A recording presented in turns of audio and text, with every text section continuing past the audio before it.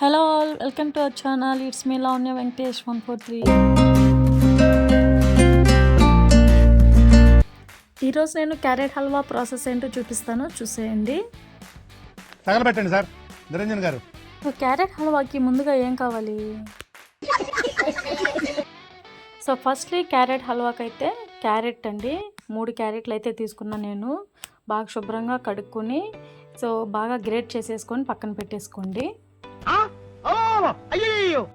So next అయితే carrot హల్వాకి ఎక్కువ ingredients అయితే ఏమీ ఉండవండి. సో జస్ట్ ఒక 20 మినిట్స్లో అయిపోయే రెసిపీ అనమాట. సో ఈ వీటిని అయితే జీడిపప్పు కిస్మిస్ని 2 కూడా గీలో ఫ్రై చేసేసుకోండి.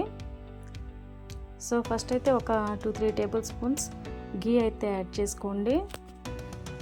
సో నెయ్యి అయితే వేడయ్యాక జీడిపప్పు అయితే వేసుకొని బాగా ఫ్రై చేసుకోండి.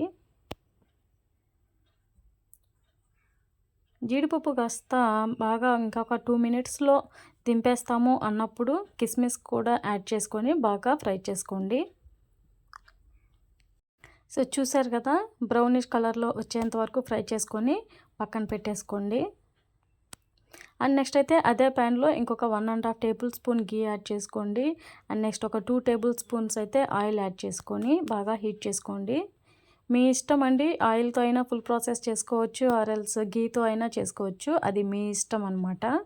సో నేనైతే హాఫ్ అయితే చేస్తున్నాను.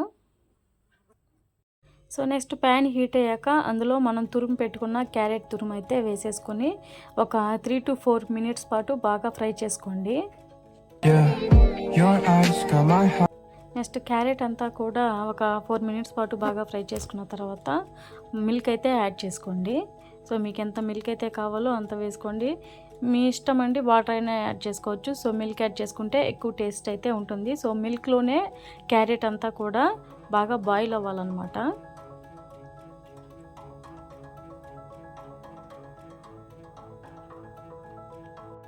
సో కొంచెం త్వరగా బాయిల్ అవ్వడం కోసం అయితే ఒక ప్లేట్ పెట్టేసుకోండి. సో చూసారు కదా, ఈ విధంగా బాగా మరగాలి.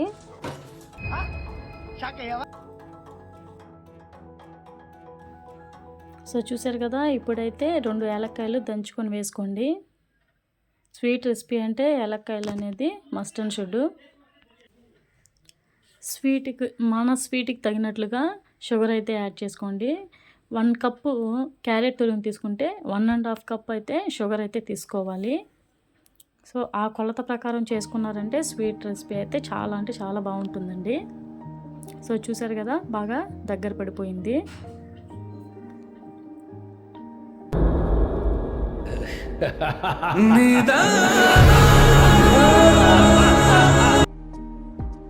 మీ ఇష్టం అండి, ఫుడ్ కలర్ కావాలంటే వేసుకోవచ్చు, లేకపోతే లేదు. ఇదైతే ఆప్షనల్ అనమాట, మీ ఇష్టం అయితే వేసుకోండి. నేనైతే కొంచెం అయితే యాడ్ చేసుకున్నాను.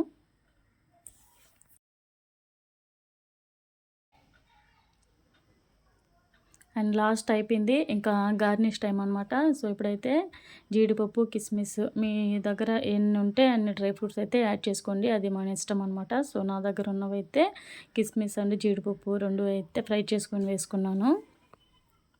సో అంతేనండి, జీడిపప్పు క్యారెట్ హల్వా అయితే రెడీ అయిపోయింది. మీకు కనుక నచ్చినట్లయితే please do like, share and subscribe guys. So తప్పకుండా అయితే రెసిపీ అయితే ట్రై చేయండి, చాలా అంటే చాలా బాగుంటుంది.